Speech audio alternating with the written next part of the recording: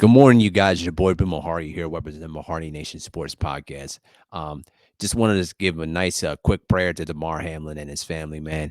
I hope he makes a full recovery from that injury that he suffered out in Monday Night Football. It's one of the worst things I ever seen in watching football.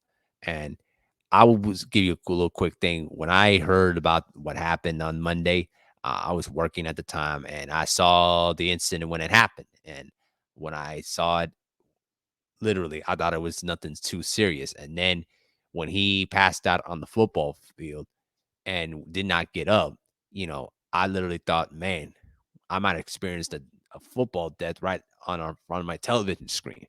But he's hanging in there despite the fact that he's in critical condition. And I just hope that, that he makes it through and, just lives his entire life, even if he doesn't have to play football anymore. But I'm here to pretty much give my criticism against the NFL for a lot of several things, because the thing that really irritated me was the lack of, you know, j- just heat and criticism on the NFL. Now, I'm gonna tell you what got lost in the whole Skip Bayless tweet situation, because people have been more focused on that instead of the NFL and their lack of empathy, their lack of safety awareness, and more importantly, their lack of understanding the whole entire magnitude of the moment. Because in the reporting that I had been reading on in the days following the Damar Hamlin, situation, it was reported through ESPN that the NFL actually wanted the game to continue on even after Damar Hamlin was carried off the football field on a stretcher and sent to the University of Cincinnati hospital. And it wasn't, it would, if nobody wanted to play. Like, if you literally look at the reaction of the players, a lot of them were crying, a lot of them were praying, the coaches were praying. You know what I mean? It was just a scary, scary incident. And now it's kind of forced the NFL to pretty much cancel out the entire game and make it as like a no contest type of a thing, whatever they decide to put it. But to me, again, this is where I just sit there and look at the NFL like, you guys continuously shoot yourselves in the foot in terms of safety protocols. I'm just getting tired of it. Now, they did their they did their emergency protocol to help them save Damar Hamlin's life by using CPR and a heart stimulator to try to, you know, get his heart rate back up. Because if they didn't do that, he would have died on the spot. So thank goodness for that. But here's the other problem I'm seeing with this. Right now, the NFL has been on blast now because of their lack of safety, of their safety protocol. Because remember, earlier in the season, we saw Tua Tagovailoa, literally took a heavy concussion and nearly passed out after he landed hard on his head on the AstroTurf field in the same Cincinnati field, you might add. All right, and the other problem I'm also seeing with this whole thing is that the NFL for generations has lacked any care for their safety of the players. And now it's becoming much more apparent with a lot of these injuries that we've been seeing out in the football field. All right.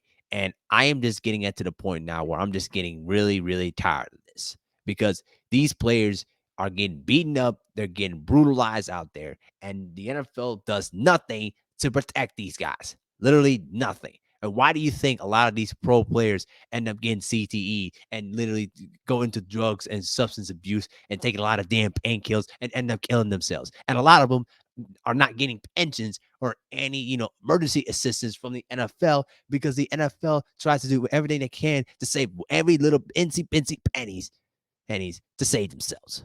Like, this is what's been going on for the NFL for generations. And I want to say one thing here too.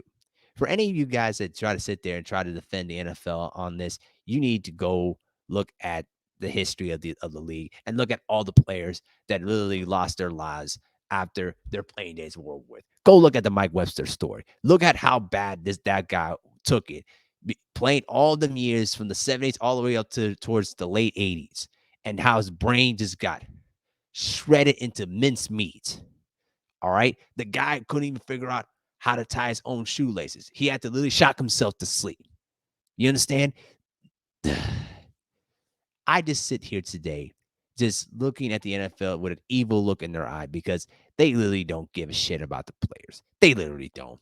And because of this Damar Hamlin situation now, it's going to force the NFL to do something that the NBA already did a long time ago. Because I want to give credit to LVZ because he brought up a good point about this.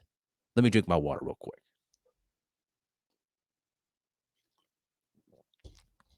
He brought up an excellent point because when Hank Gathers died on the basketball court because of the enlarged heart, all right, from that heart attack, all right, this forced college basketball, this forced the entire basketball world to start pretty much using advanced medical physicals to try to figure out what's going on with these players. And then it didn't go even further until Reggie Lewis died of that same familiar heart issue that Hank Gathers had. All right.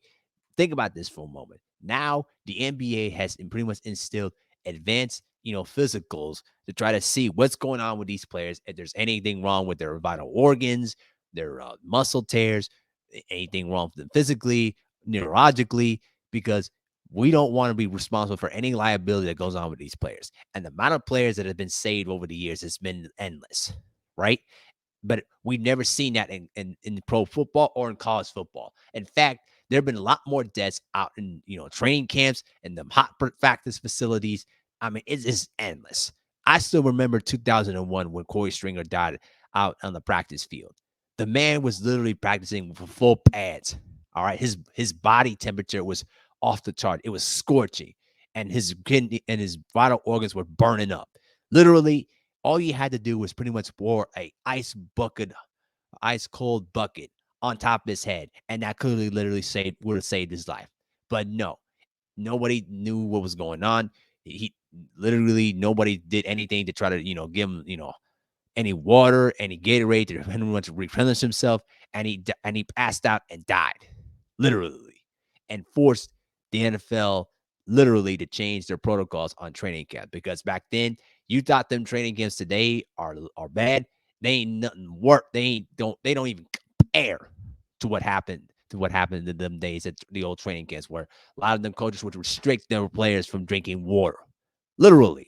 It's just beyond crazy. So literally, I think that now the NFL is going to have to really start doing much more to protect their players now because it if heaven forbid Damar Hamlin passed away from this, it it would have drawn a huge black mark on the NFL. And think about this for a moment, the magnitude of this. This is in front on cameras on national television. It was caught on live for the whole entire world to see. And it would have it would have been a huge PR nightmare for the NFL if they would have let that game continue on after this. So we can't just forget the fact that the NFL tried to let this game continue on, and it wasn't until the players pretty much said, "No, we're not going back out there. The game's not important." So we can't let the NFL off the hook on this. We need to start pressing the NFL very hard to make sure that these players are protected much more. But it's up to the players to start standing up for themselves when things like this happen because we as fans can only do so much. But if the players are not willing to protect themselves or willing to fight these battles against these evil, greedy owners that don't really care about them players, then it is their loss. We can only do so much as a fans.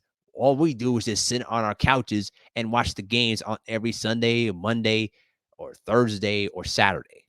But that's what I really feel about this whole thing. So this is my 2 cents of the whole thing. You guys let me know what you think in the comment section below. And with that, I'm out. Peace.